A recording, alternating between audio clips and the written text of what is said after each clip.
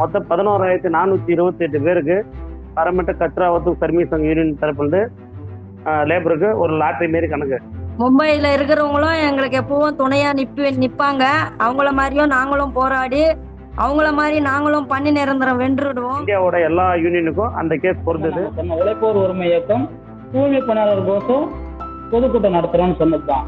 அப்ப உங்களுக்கு நாங்க பர்மிஷன் கொடுக்க மாட்டோம். யூனியன் வந்து 50% கோர்ட் நம்பியும் 50% போராட்டத்தை நம்பியும் இருக்கும். 2 மாசமா சென்னை தொழிலாளர்கள் சம்பளமே இல்ல. அது சட்டப்படி குற்றம் மேடம். அது தப்பு அவங்க பண்றது. ஏன் தெரியுமா, நாங்க எவ்வளவு போராடினாலும் எங்களுக்கு வேலையை விட்டு நீக்கல. இங்க நம்ம பணி நிரந்தரம் ஒட்டியான வழக்குகளுடைய நிலவரம் என்ன இருக்குது?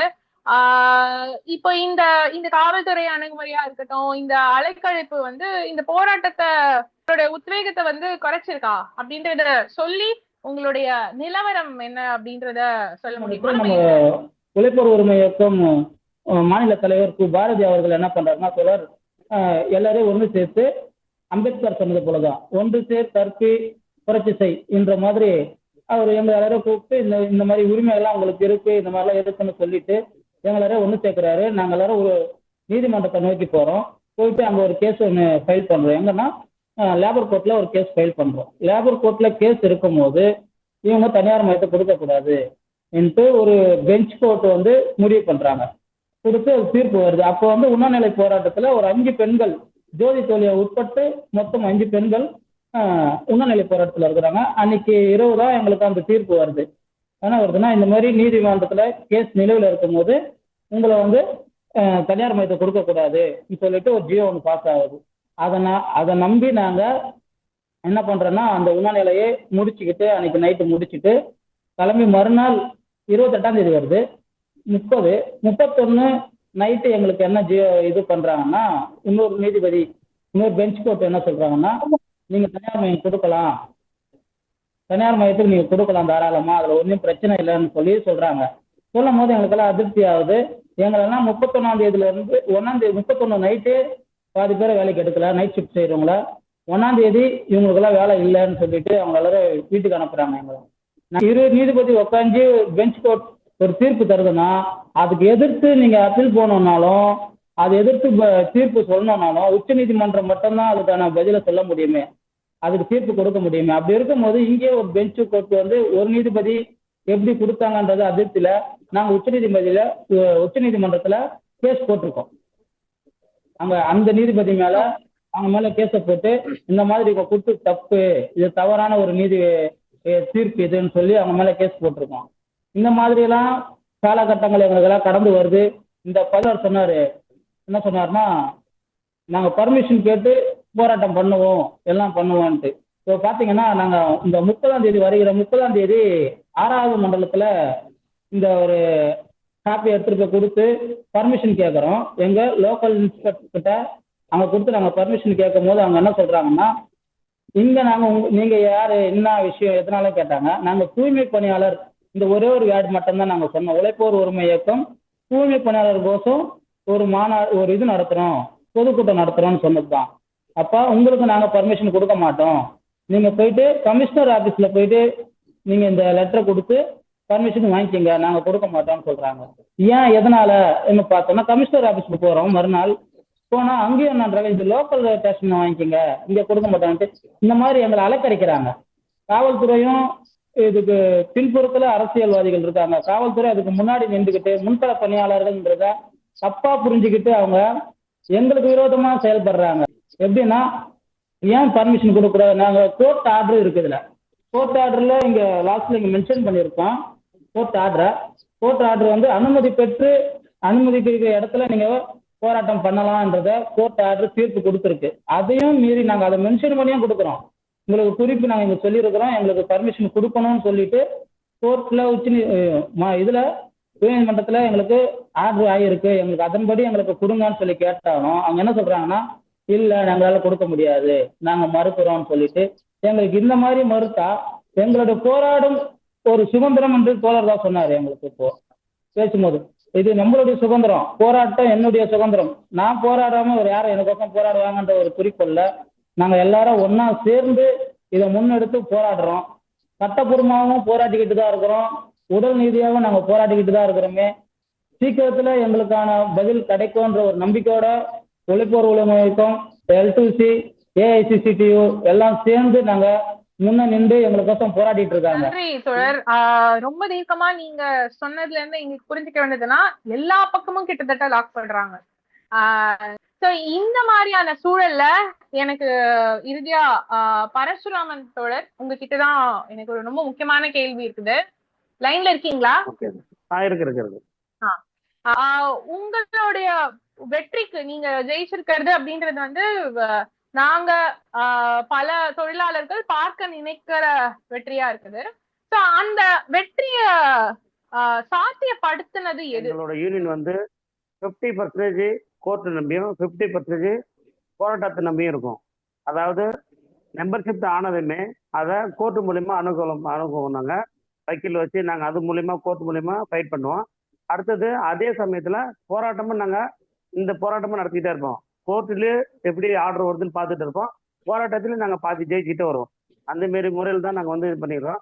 அவர் தோழர் சொன்ன மாரி அவர் முறைப்படி அவர் லெட்டர் போட்டு கேட்டிருக்காரு. ஆனால் லெட்டர் படி நிறைய இடத்துல கொடுக்காம கூட நிராகரிச்சிருக்கிறாங்க. அது மீறி நாங்கள் நடத்திருக்கிறோம். அது மேற்கொண்டு கேஸ் எல்லாம் ஆயிருக்குது.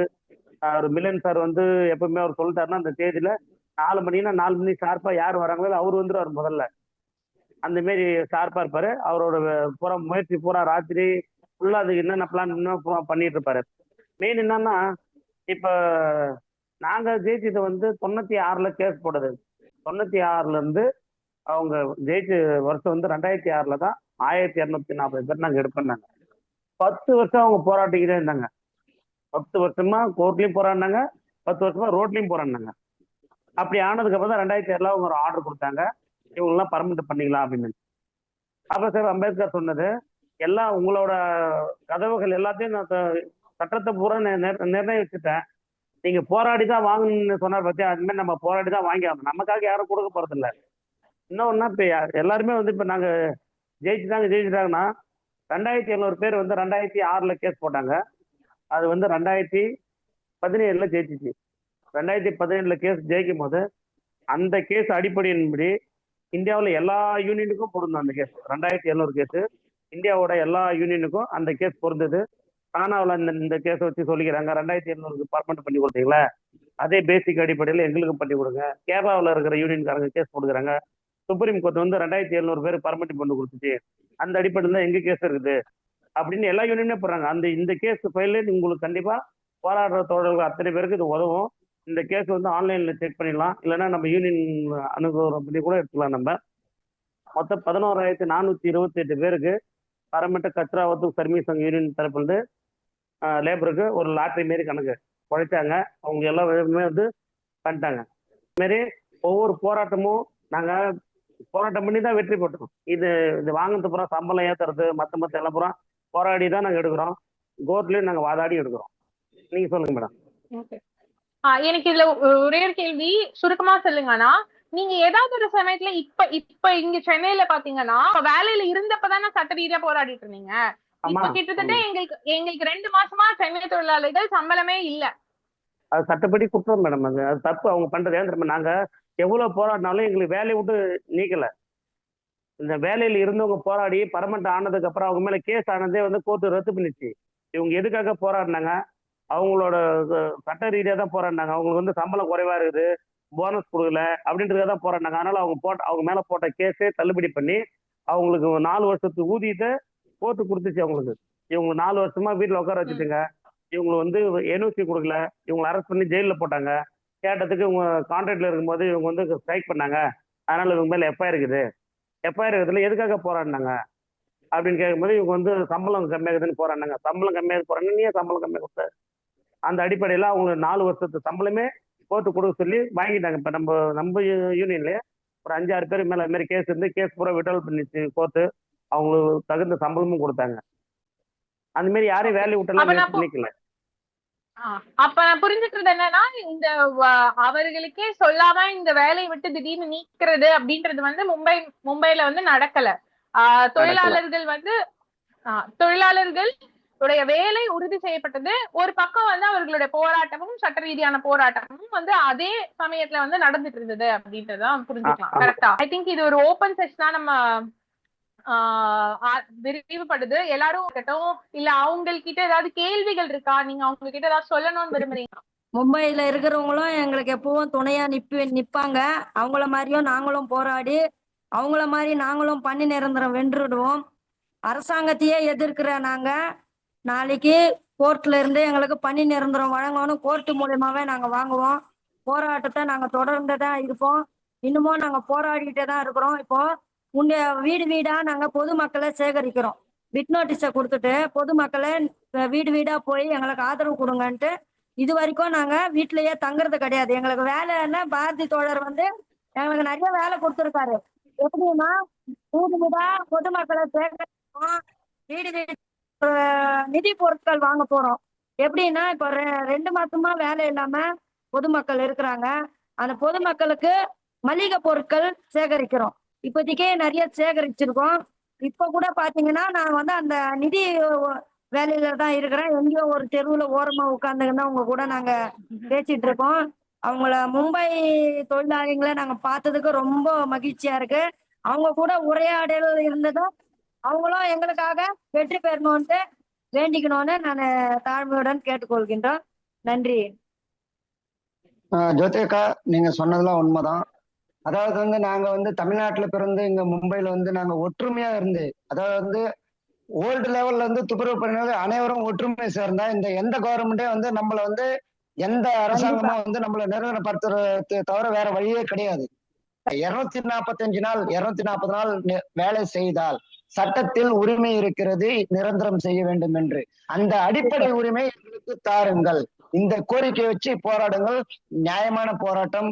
கண்டிப்பாக மும்பை தொழிலாளர்கள், கச்சராவத்து Shramik Sangh general secretary Milind Ranade sir, Deepak Balraj அனைவரும் நாங்கள் சென்னை தொழிலாளர்களுக்கு என்னைக்கா இருந்தாலும் சப்போர்ட் கொடுத்து ரெடியா இருக்கோம். எந்த சூழல கூப்பிட்டாலும் நாங்களும் அங்க போராட்டத்துக்கு இறங்கிறதுக்கு தயாரா இருக்கோம்.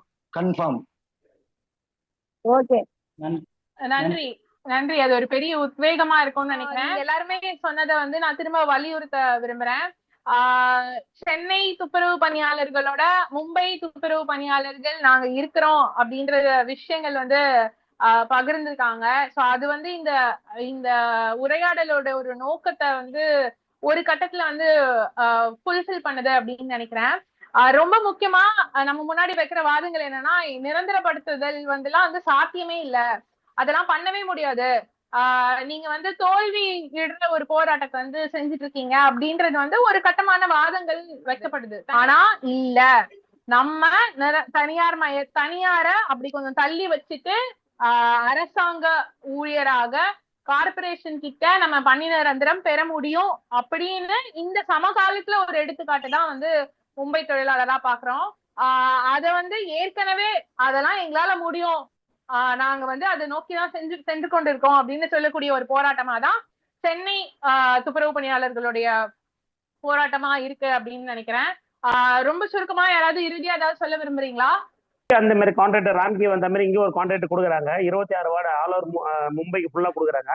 அந்த கான்ட்ராக்ட் வர்றதுக்கு முன்னாலே கான்ட்ராக்ட்ல வேலை செஞ்ச இந்த லேபரை பூரா 8000 பேரை பர்மனெண்ட் பண்றேன்னு சொல்லிட்டு மும்பை மாநகராட்சி அரசாங்கம் அறிவிச்சிச்சு. அதுக்குள்ள அக்ரிமெண்ட் போட்டாங்க. டோட்டல் 8000 பேரு. அந்த கான்ட்ராக்ட்ல எத்தனை பேர் வேலை செஞ்சிருந்தாலும் அவங்கள பர்மனெண்ட் பண்றேன்னு சொல்லிட்டு அக்ரிமெண்ட் போட்டு கொடுத்துட்டு தான் அந்த கான்ட்ராக்டை உள்ள எடுத்துட்டு வராங்க. அந்த மாதிரி ஏன் தமிழ்நாட்டுல நடக்கக்கூடாது? ஒற்றுமையா சேர்ந்து போறதுனால இந்த வெற்றி கிடைச்சிருக்கு.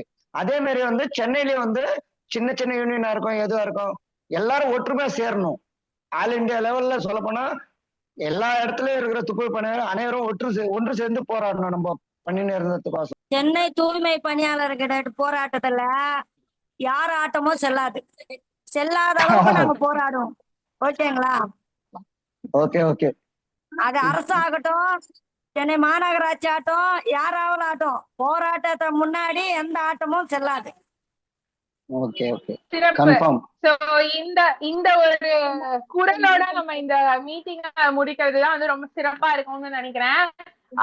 இதுதான் வந்து இந்த துப்புரவு பணியாளர்களோட கிட்ட இருக்கிற ஒரு ஸ்பிரிட்டா இருக்குது, அவங்களுடைய உத்வேகமா இருக்குது. பல விஷயங்களை கண்டுட்டாங்க. ஆனாலும் அவர்களோட முன்வைக்கிற விஷயங்கள் நாங்க அசர போறதில்ல அப்படின்றதுதான். சோ இன்னைக்கு எங்களோட மும்பைல இருந்து எங்களோட உத்வேகத்தை இன்னும் கொஞ்சம் ஊக்குவிக்க முயற்சி செஞ்ச, ஊக்குவிக்கிறதுக்கான வாய்ப்பை ஏற்படுத்தி கொடுத்த, உங்களோட பல அனுபவங்களை எங்களோட பகிர்ந்ததுக்கு ரவி மற்றும் பரசுராம் தோழர் 2 பேருக்குமே ரொம்ப ரொம்ப நன்றி. இங்க வந்து களத்துல வந்து செயல்பட்டு இருக்க, கிட்டத்தட்ட ரோட்ல தான் உட்கார்ந்துட்டு இருக்கோம் சூழல். ரொம்ப பிரச்சனையோட சீட்ல இருக்கும் போதும் இந்த விவாதத்துக்கு எங்களுக்காக ஒரு நேரத்தை ஒதுக்கி வந்ததுக்கு புஜ்ஜுபாபு தோழர் மற்றும் ஜோதி அக்கா 2 பேருக்குமே ரொம்ப ரொம்ப நன்றி. நீங்க அது உங்களுடைய வட்டத்துல மும்பை தொழிலாளர்களா இருக்கட்டும், சென்னை தொழிலாளர்களா இருக்கட்டும், இதை பகிர்ந்துக்கணும் அப்படின்னு நினைக்கிறேன். இந்த ஊடகம் ஒர்க்கர்ஸ் யூனிட்டி தமிழ் உங்களுக்கான, தொழிலாளர்களுக்கான ஒரு ஊடகமா தொடர்ந்து செயல்படணும் அப்படின்னா உங்களுடைய ஆதரவு எங்களுக்கும் தேவைப்படுது. நீங்க இது பண்ணுங்க, இது ஏன் பண்ணல, இந்த விஷயத்த நீங்க ஏன் வந்து கவர் பண்ணல அப்படின்னு கேட்கறதுக்கான எல்லா உரிமைகளும் உங்களுக்கு இருக்குது. அதே சமயம் நாங்க உரிமையா கேட்டுக்கிறோம், இந்த எங்களுடைய சேனலை, இந்த ஒரு முயற்சிய நீங்க சப்போர்ட் பண்ணணும் அப்படின்றதும் இந்த தருணத்துல நான் ஒரு வேண்டிகொள்ளா முன் வச்சிருக்கேன். ஒர்க்கர்ஸ் யூனிட்டி தமிழ் எங்களுடைய ஒட்டுமொத்த டீம் சார்பாக உழைக்கும் வர்க்கத்துக்கு ஒரு பெரிய செவ்வணக்கத்தை நாங்க தெரிவிச்சு இந்த ஒரு பேனல் டிஸ்கஷனை இதோட நிறைவு செஞ்சுக்கலாம்.